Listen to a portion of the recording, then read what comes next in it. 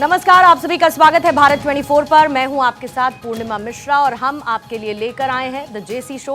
और हमारे साथ मौजूद है भारत 24 के सीईओ और एडिटर इन चीफ और फर्स्ट इंडिया के सीएमडी और editor in chief doctor Jagdish Chandra. Sir, आपका स्वागत करती हूं द जेसी शो में।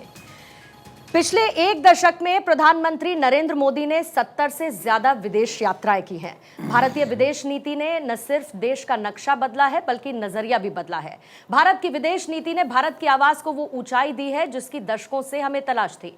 और प्रधानमंत्री मोदी को मिलते हुए सर्वोच्च नागरिक सम्मान विदेशों में, क्या वो सिर्फ एक कूटनीतिक जीत है या फिर 140 करोड़ भारतीयों के बढ़ते हुए आत्मविश्वास की कहानी? हकीकत यह है कि आज भारत ग्लोबल टेबल पर कूटनीतिक फैसले लेता है और उस कुर्सी पर मजबूती के साथ बैठा है। प्रधानमंत्री मोदी की बीती विदेश यात्राओं का आज एनालिसिस करेंगे द जेसी शो में। और सर, पहले सवाल के साथ शुरुआत करती हूं, क्योंकि आज जो हमने हेडलाइन रखी है वो कहती है Modi's global game plan BRICS and beyond. इसके मायने क्या है?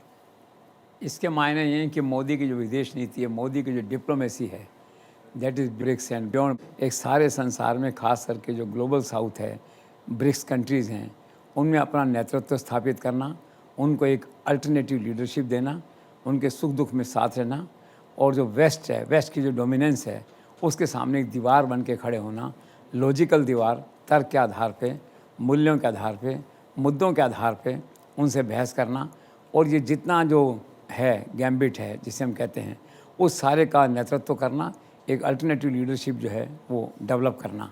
और देखा जाए प्रिसाइजली तो जो ग्लोबल साउथ की लीडरशिप है वो आज लगभग मोदी के पास आ चुकी है, उसे वे और मजबूत करना चाहते हैं। इस यात्रा में वो लीडरशिप और मजबूत हुई है।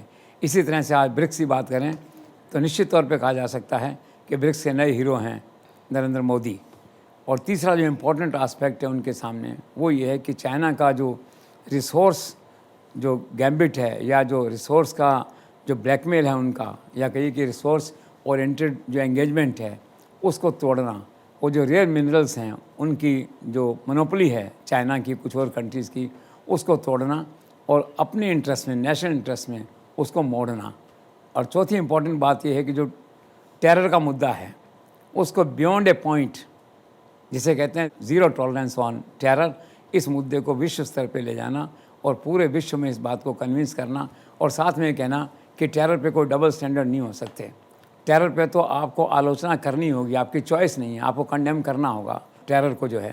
तो इस प्रकार से ये कुछ एक प्रायोरिटीज़ हैं नरेंद्र मोदी के गेम प्लान की, जिसे हम कहते हैं global game plan BRICS and beyond.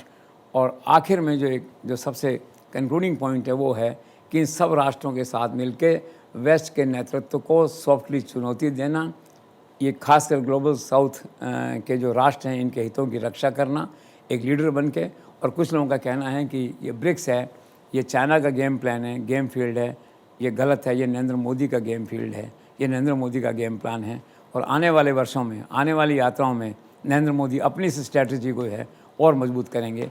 इसी आशा और इन्हीं तथ्यों को ध्यान में रखते हुए ये आज का हेडिंग जो है, आज की हेडलाइन है, वो बनी है Modi global game plan BRICS and beyond.